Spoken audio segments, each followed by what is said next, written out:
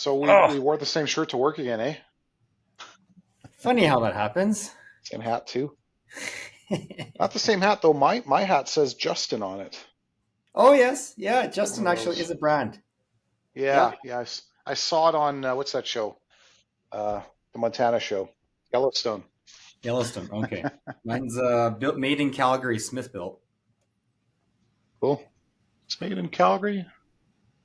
Made in 100% wool. Made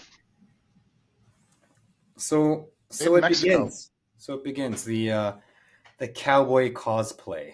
I actually got a comment from a lady as I was walking to work this morning, and she commented on how she liked my hat, and I, you know, told her that it's only for a week, right? It wasn't And sarcastic. Nice hat.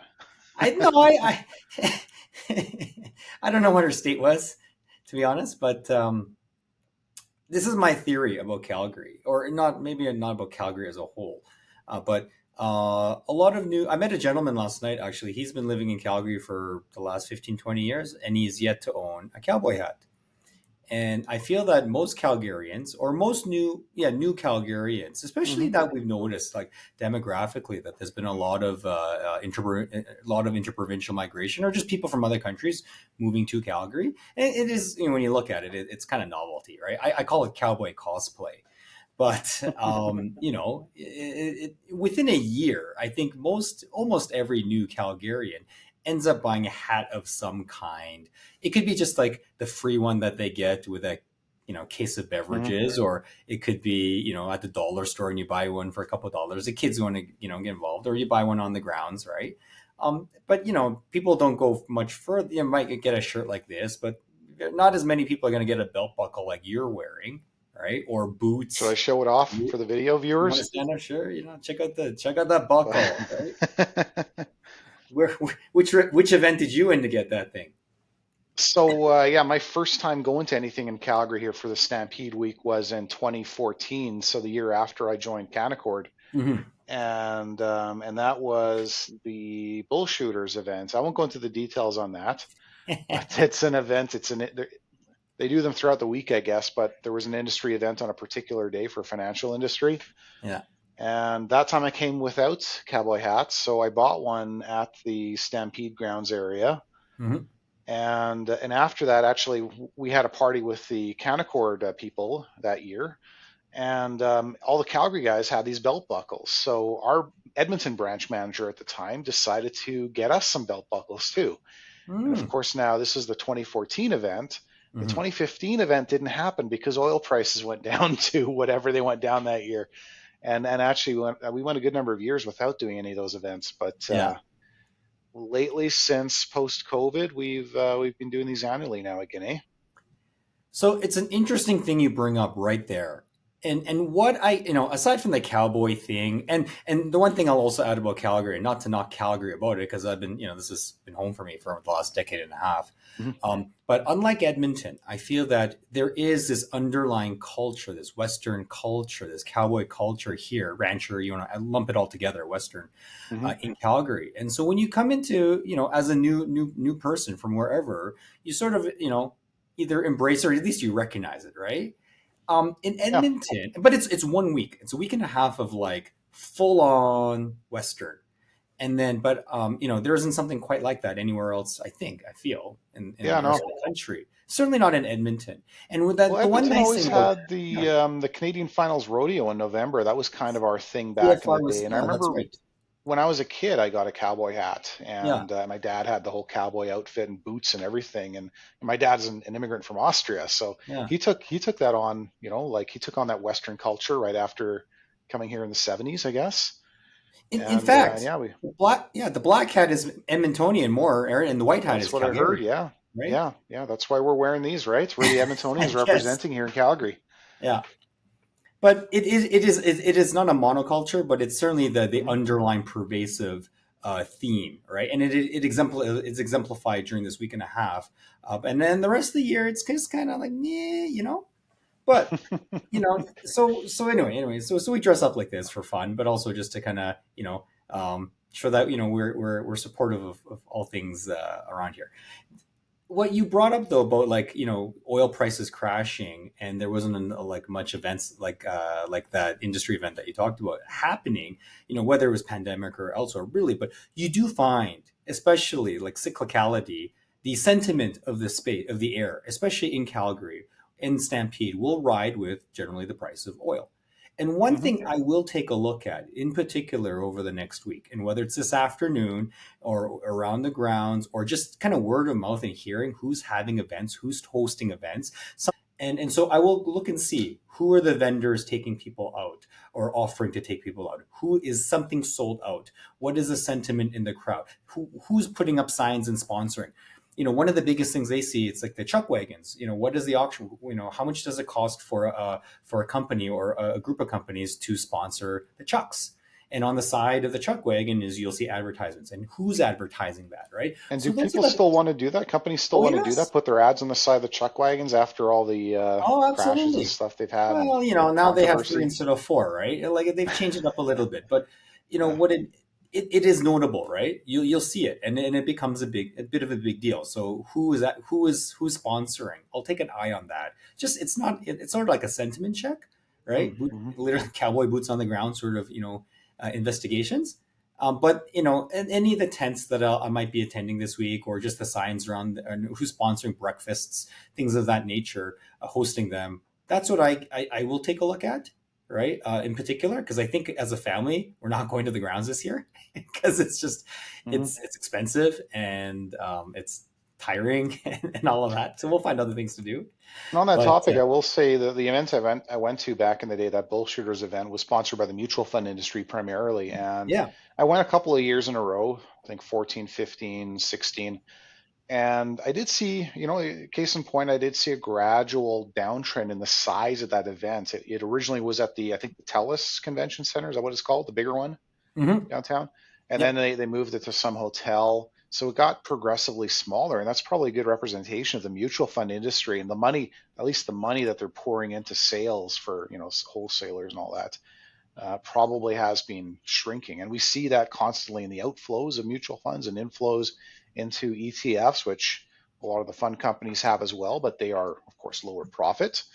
So there's not as much money for those types of events. But you're right. That's a good sort of trend showing indicator. Yeah, it's just it's something that I like checking out to see.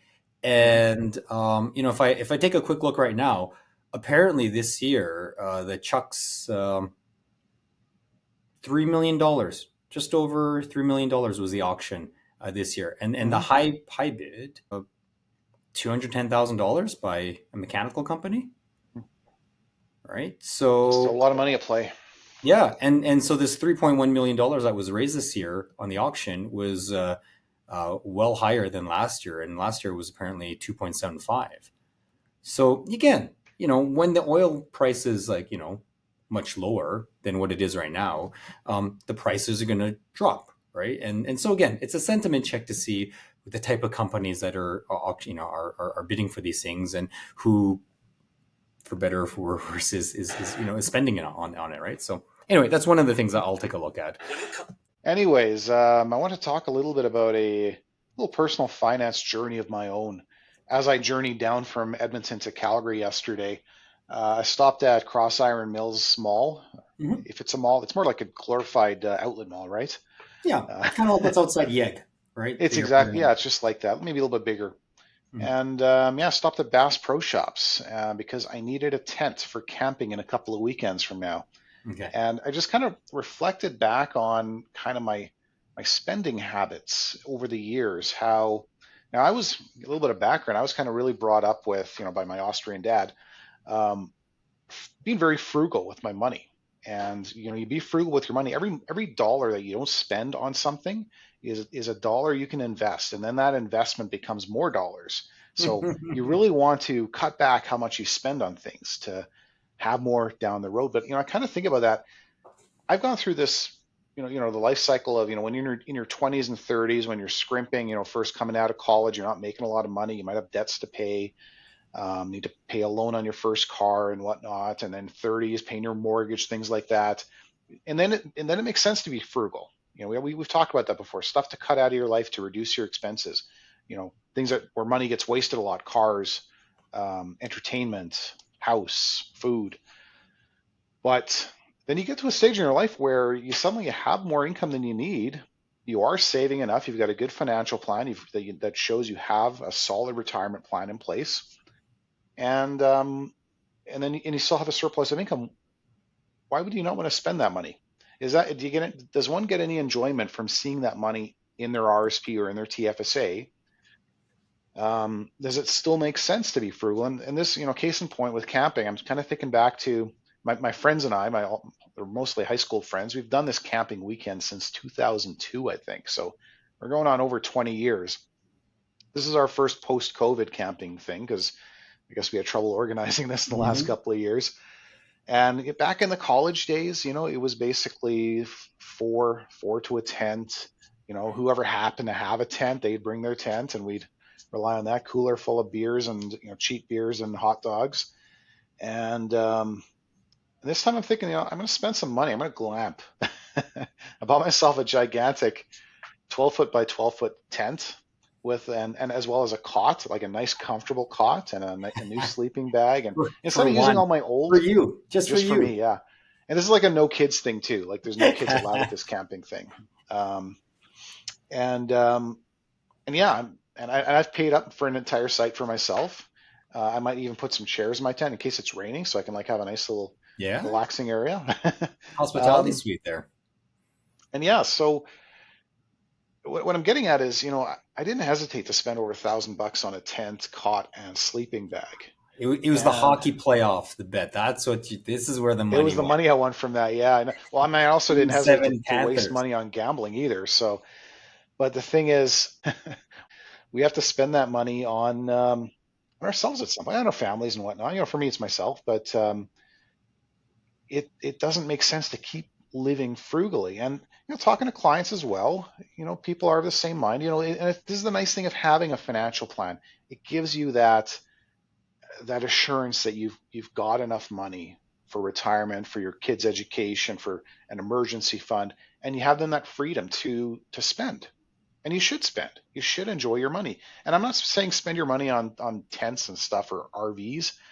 Mostly, it's probably more beneficial to spend your money on experiences. Not something I've done more in the last couple of years too. More travel. When I travel, it's I look for if there's a good deal on the plus seats on WestJet or maybe business class. But and people are realizing this too in retirement. If they have enough money in retirement, you don't want to leave that money to your kids. Get the business class seats on your next big trip. There's no point in saving that money so that it ends up going to the next generation. You have to enjoy it.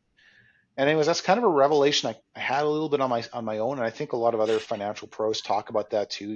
There has to be a balance between what you're saving and what Yes. you're spending. You can't just save, save, save.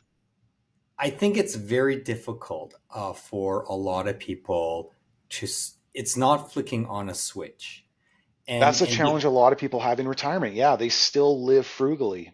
I mean, first you stay which on that again, frugality from your college days. You never change, and maybe throughout your life, it's kids and other stuff that takes up a part of your budget anyways. But then you get to retirement, you don't have those expenses, those extra expenses like your kids' education, things like that. But yeah, you still live frugally, even though you have enough saved up for retirement that you can live more comfortably. And people have that challenge, switching on that extra absolutely. spending.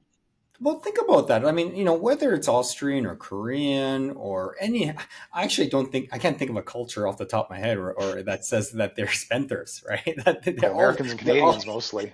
they're all cheap, Scottish people, this, Yeah. Asian people. Nevertheless, um, if you've been raised in a certain mindset, right, that a penny saved is a penny earned, or whatever Mhm. rule of thumb you'd like to use, and you've been living that way for 10, 20, 30, 40, your whole life, number of years. Like, just imagine, maybe people are quite they realize that they like that lifestyle, or they're just so used to it that they don't feel they need to change. Maybe the biggest change is that they're no longer working, or reduce their work, or find more free time to, or chose a different thing to do during the day. it is just hard, right, to flick that Hmm. switch. And I Hmm. found on my perspective is that, yeah, I remember I still drink cheap beverages because I like it, right? Like so I was after a soccer game one Get the time. $120 single malts. Don't settle for Red Label. I brought a case of pill to a post soccer thing, and they're like pill, and so because half the team's from Saskatchewan, and I'm like, but like, I'm not buying microbrew for after soccer. I just want something cold and refreshing, right? Hmm. That being said, it is over the course of your life, as you said. I've used this analogy where, like in high school and junior or high school, you went from iced tea with your friends, and you went to a, maybe a beer, and then later on, someone introduced to a wine or a liquor or something, and then it went from like, $6 bottle of wine to maybe $10 bottle of wine, and I'm not at that $100 bottle scotch sort of thing already yet, but like even like there's a heck of a lot of like, craft soda now, right? Like, that isn't just Coca Cola, right? There's other stuff out there that is, if you're willing to pay for that, right? The options are limitless out there. But changing that behavior from going from saving to all of a sudden switching over completely and saying I got to start spending, or even just switching over a little bit to say, okay, you know what? I can afford this. I've saved. Remember that time, those years during my 20s and 30s where I chose not to do this, whatever. This is the fruits of that mentality, and it's just not easy to do, and you have to learn and then I think, yours is a good example. It's like, you know what, I can do this because of my plan, because of the savings that I've done thus far. I can afford to take a little step further in this sense, or spend a little bit more in this situation, which I normally wouldn't. And not to say I have to change my whole life completely, but just something, I'm going camping. I'm going to be using this again. We're doing this regular thing that used to be 20 years. I'm going to use this tent again in the future. It's not a one-time use. Why not? Right. But I'll give you another example where it really did change my perspective on things as of late, right? And it's not with the family, it's not with the friends or whatever. It was actually with a client. It was a client that was younger than you and I, who unfortunately passed away. And that individual had the right mentality, right? Was looking to save, looking to, pay off a mortgage, and in order to do make some other decisions later on in life. But they never got to that opportunity just because of the situation. There's another And reason to spend. Like you might never spend a dollar of the money in your RSP if you die at 55 or whatever, right? yeah, and that really hit me, right? And it's because you and I, we deal with like growth, or like, forward looking. Hmm. For the vast majority, we have clients, of course, who are like, in their withdrawal years as well, right? But me on a personal basis, right? I like to think I'm going to be, I'm half at the halfway point of my actuarial life, I suppose. And but it was a stark reminder that things can happen. To have a plan in place for my children, to have a plan in place for my wife, the others around me that I want them to benefit from as well, right? And to see that example of someone that was younger than I, right, who didn't have that ability to fulfill that plan or the dreams because of life cut short. It really hit me and said, you know what? Yeah, you know what? Yes, they're saving for the future, but you need to balance that, for the present, and also, not 20 years from the road, from now, maybe 6 months from now, maybe next month, Hmm. you Hmm. know. So yeah, it was sobering, and to say the least. And no one, it's quite likely that I'll be in a similar situation again, where I'll be dealing with an estate of someone, and I take that learning, I take that personal experience and how I reflected it upon myself to say, you know what, individual that I'm talking to, this is, things that can happen. How can we not only plan for the future, but plan for tomorrow, next week, next month, right?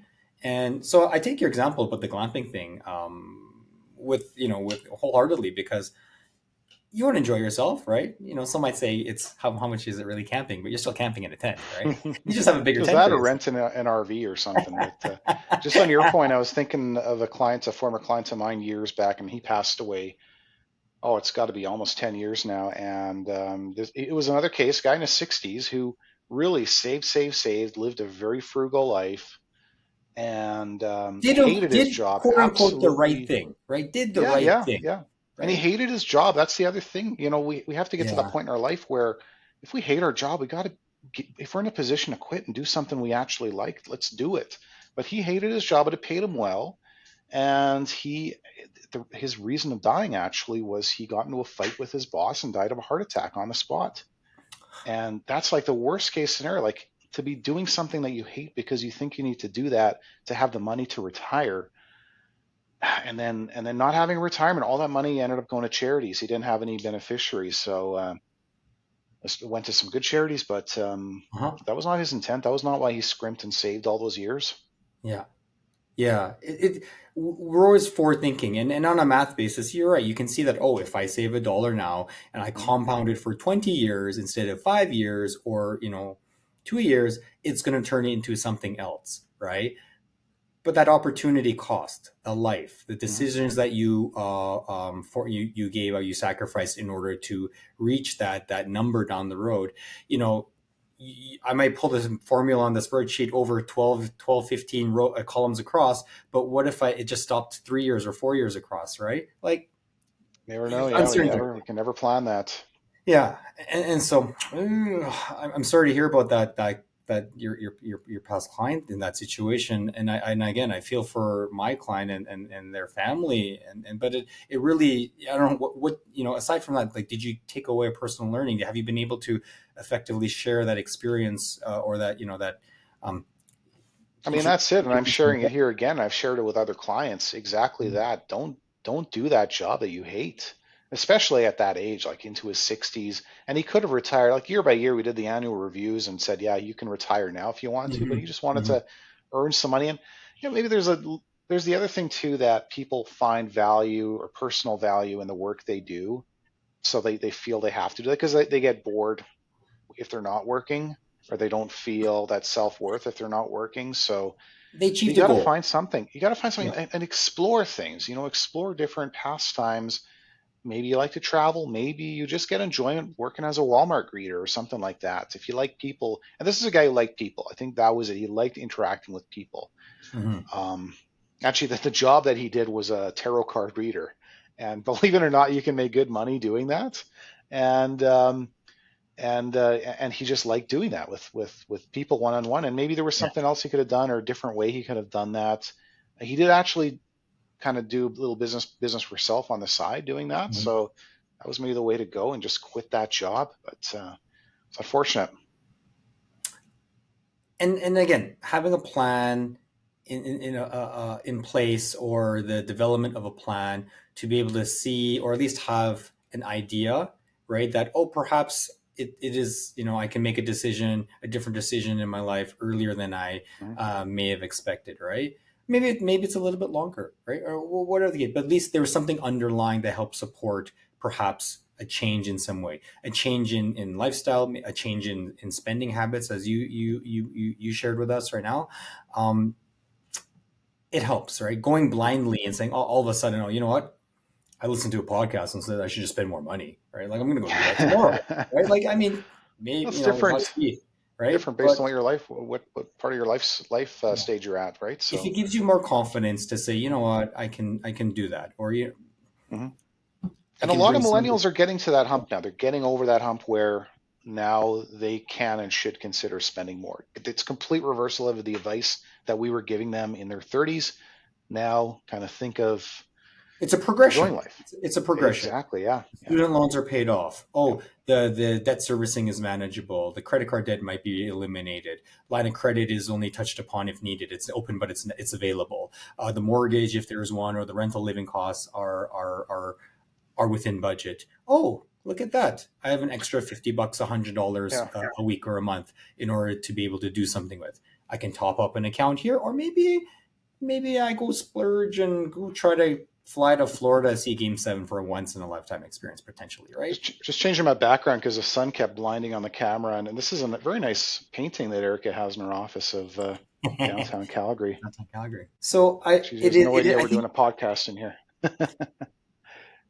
So I think Anyways. it is a difficult transition to go through for a lot of people, especially when Hmm. they have been so focused on a goal oriented plan to say that I want to achieve a certain target, and then once you achieve Hmm. that, the question is, then what, right? And if it's taken you a life, half a lifetime, or let's call it at least a couple decades to get to that point, yeah, transitioning over to enjoying the fruits of your labor, the fruits of your past years, um, is I guess take some time.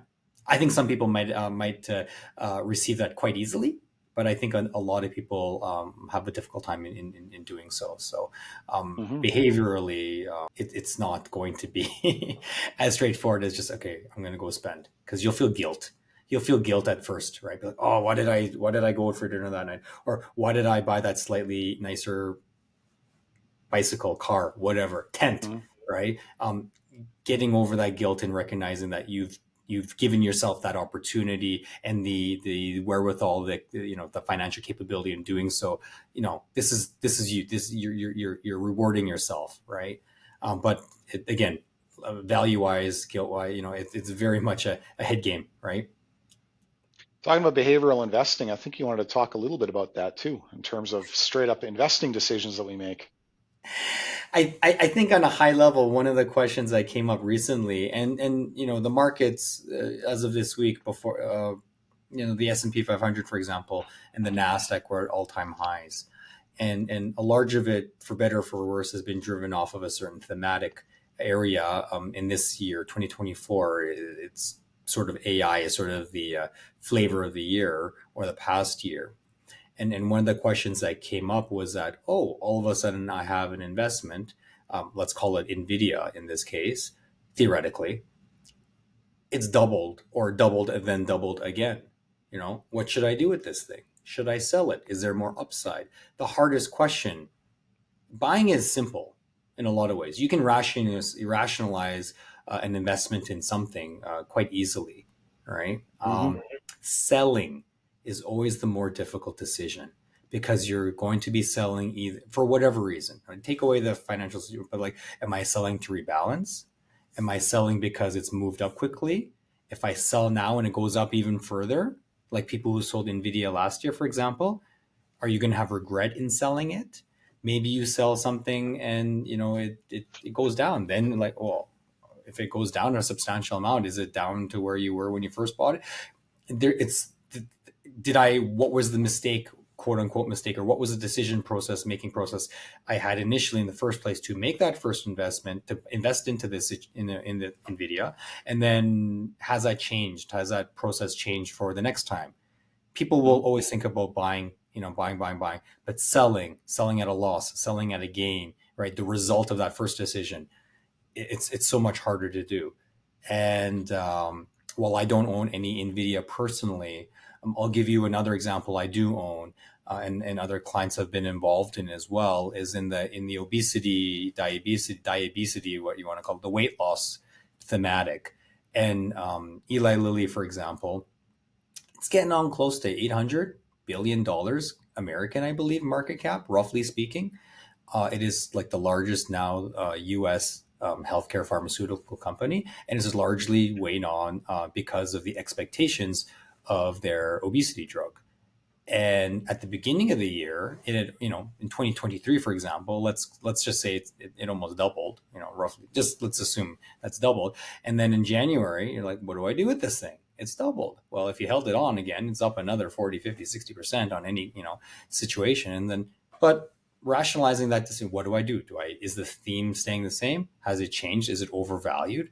Is the total addressable market? Oh, all of a sudden it's not just obesity. Maybe there's improvements in cardiac health, right? Maybe there's benefits in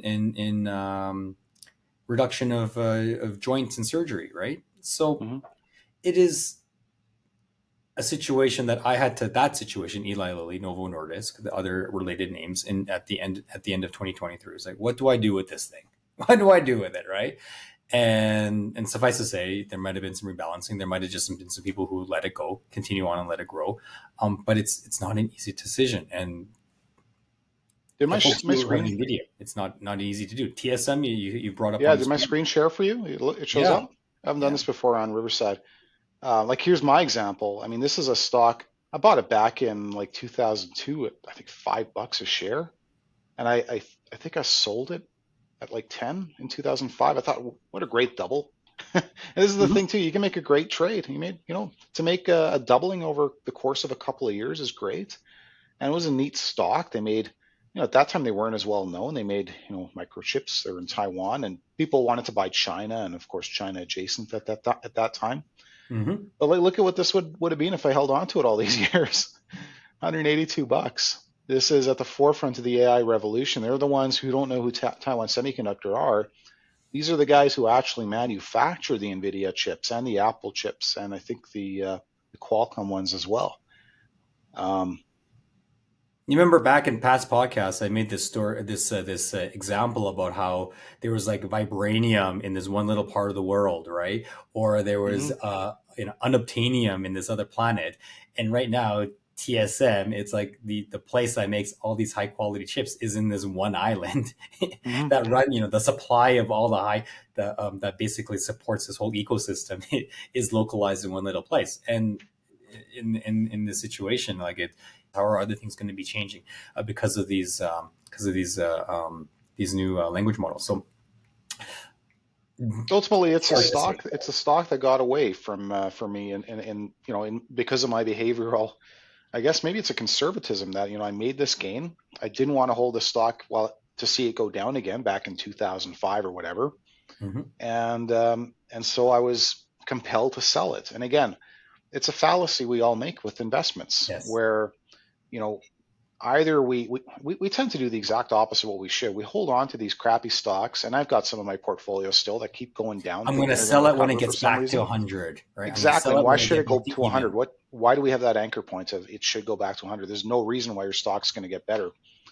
And then yeah, we sell things that have done well because we want to take those gains because we're afraid of it going down because so many other things have gone down.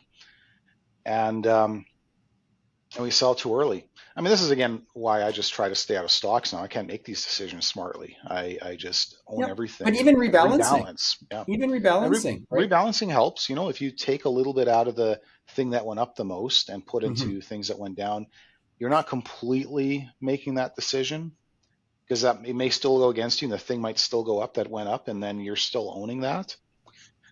But Yep. yeah, I think what it's a it tough is, one.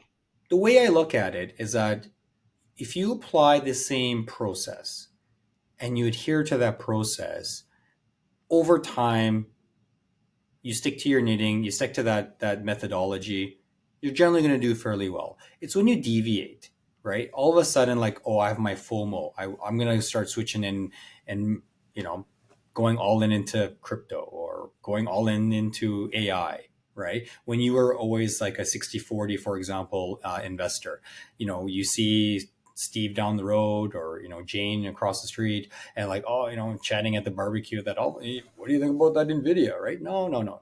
You want Hmm. to be able to stick, if you stick to your process, you won't feel regret about rebalancing, about taking some off the table and moving it into fixed income or into emerging markets or Europe, as opposed to being 100% concentrated in North America or Canada, for example, right? As long as you stick to a particular process and maintain that process, maybe you're 100% growth all the time. But when it hurts, it's really going to hurt. But when it's good, it's really going to be good. Likewise, if you're 60/40 and you're rebalancing every quarter, right? Then you have a methodology. And in fact, you know, it's probably where you have like a financial plan where it's going to be a little bit more actually predictable, right? And it's going to be a little bit more with a little less, far less volatility, right? And again, and easier to project out. But I don't think you should have any regret in that, right? Yeah, you can look in hindsight bias and say, you look back and say, oh, of course I should have done that, right? Well, I was anchored to another name. I'm going to throw all these little terms, right? But Hmm. sticking to a process and staying true to that, right? Whether you're all growth, fully conservative, only treasuries, only GICs, 60/40, what have you, right? Then you sleep well at night and you know that you're saving and you're doing what you can where you have control, where you have agency, and the market will do what the market is going to do, right? I don't know. How often do you look at the TSM price chart? Only when situations like that, when we talk about it on a podcast. And right now, I don't look at the individual stock price at all, but I do know it is a top holding in my portfolios because it simply is one of the biggest companies now in the world, and Yeah. it is the number one constituent of most emerging markets funds. Yes. What is Yeah. this thing market cap now? It's almost $1 trillion. Wow, this is the next trillion, going to be the next $1 trillion company. Nine It's hundred and amazing. forty-six billion. It's amazing we toss around $1 trillion like this Mm-hmm. and that now. On Taiwan Semiconductor, if you look at the Taiwan ETF, we talk about concentration Yes. risk here in Canada, Yeah. or in the U.S., where the Magnificent Seven make up, I think, upwards of 30% now, maybe more. Last I checked, it was almost 30%. Taiwan Semiconductor alone makes up 23% of the Taiwan index, or the EWT ETF, anyways. I'm not sure if it's Hmm. exactly representative of the index, but next biggest company, Hun Pai Precision Industry, is 6.6%. Foxconn, I think that's what it is, aka the people who actually put the iPhones together. Oh, is that who Han Hai is? I believe so.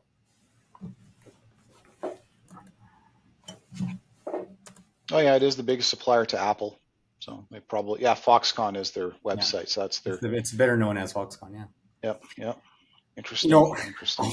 here's and then, but I tell you what, here, we go back to my, the constellation name that comes up every now and then, and only this past week did it broke the $4,000 Canadian per share price, and it's one of those things where like, wow, I remember when it was a two-digit share price, right, under $100, and now it's $4,000, and yeah, I rebalanced in the past. $86 billion market Yeah, cap.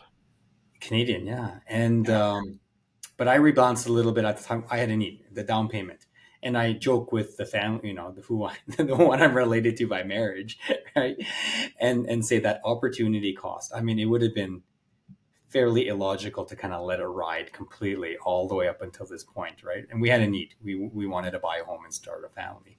But that opportunity cost is a big number, right? From 150 or $200 or what it was to $4,000 or whatever it is today, right? Just over 4,000 today, and it's like oof, right? But we had a process, we had a need in place. I don't regret.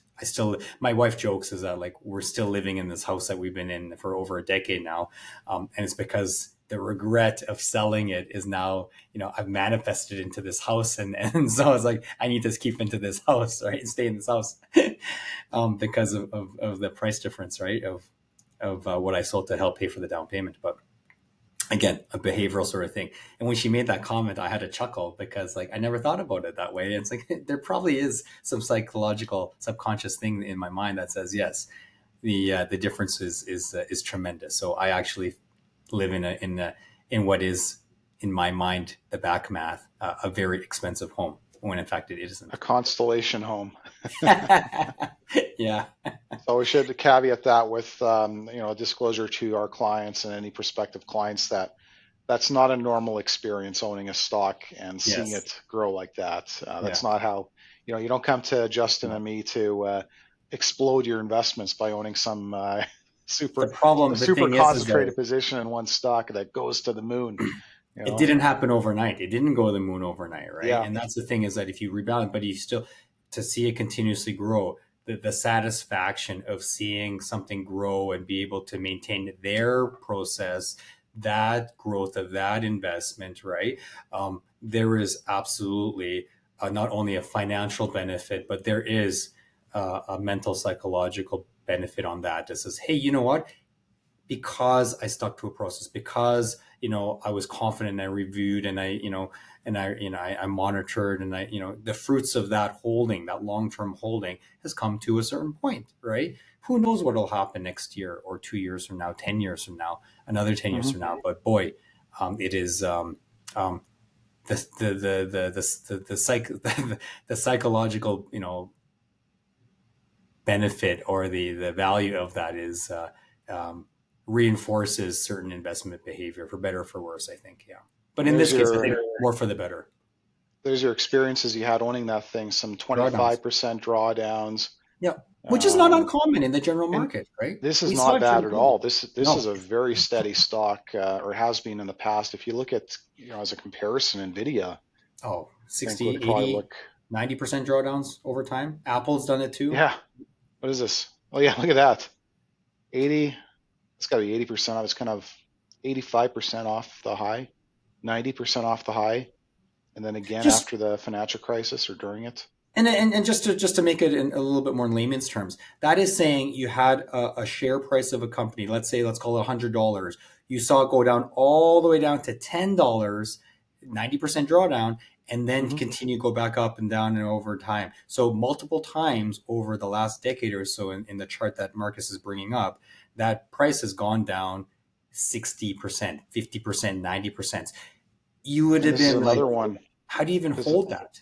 yeah, this is another one that's been a major contributor to the growth of the markets over the long term. Even Amazon, which was down Yes. 93% from its highs in November 2001. Could you even And again, rationalize at the that's time to hold on to it and say, oh, in 15 years it's going to yeah, be? yeah. No, How do no, you you can't. how do you like and let's go back to the original starting point of this graph and look at just the normal chart. It had to 10x from there just to get back to the Hmm. starting point, right? To go back from $10 back up to $100 again and then grow again. Well, compared to Nvidia, it's kind of looks pretty flat. But Yeah. even that orange line at the bottom there, that is a 6,330% Yeah. increase over those years. But it included that 93% drawdown. Again, Yeah. Nvidia included 85%, 90% drawdowns to get there. That's just the price you pay to be in the markets. And this is very extreme. This is a really extreme amount of growth with extreme Yes. volatility. The Yes. markets as a whole are just a lesser combination of 20-30% declines to get that. Let's just Yeah. look at the overall markets, the S&P 500 for example. Yeah. Yeah. um, You will not see 90% draw. Rarely. Yeah. Even during the financial crisis back in the day, you did mhm. not see it drop down 90%, 80%. you know SPY, I guess total return over many years, you saw about a 2,000% return. But then let's look at what kind of drops did we see along the way. And apologies to any of our listeners who aren't seeing the video, but we'll put maybe I'll put these graphs that we talked about on the blog post. So yeah, the S&P 500 saw a decline of I guess 50% below the high. No, it's more than that. About 50% below the high, I guess, here from great financial crisis. And before that, even a big drop in 2002, Mm-hmm. 43%. So that's the price you pay.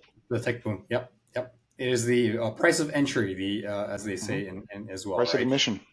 You need to be able to have the mental fortitude and intestinal fortitude too sometimes in order to say over the long run, right? And again, that is the general broad U.S. market. To go individually into one names, you can experience far more, like we said in the example of Amazon, right? 90% drawdowns at times, right? Hmm. Unfathomable, right? Which is could you hold on to that throughout the whole through the thick and thin? For most, I would say unlikely. But within an index, a broad-based index, right, to your methodology, much more tenable. All right. Should we call it at Yes. that? We got a nice 50-minute episode here, 45 minutes. Yeah, the brim of my cowboy hat is starting to press upon my Yeah, I don't want to scalp. wear this I'm anymore. starting to get a headache, right? This, you know. Yeah, So in any maybe for case, later. I need to get a straw hat.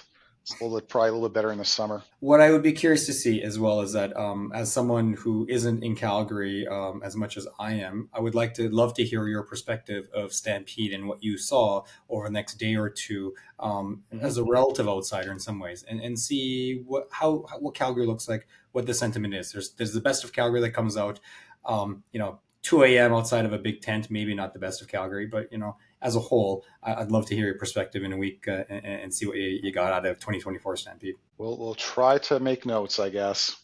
Next episode, I'll be broadcasting from my new office. We're making that move finally. Right now, I don't have an office. I'm just That's it. literally working in Calgary because I don't have an office in Edmonton. I'm working from home. But yeah, and I'll have a better mic. All right, enjoy your Stampede week. Look at that! Look at that! You can see that. Yeah, so it's not just me.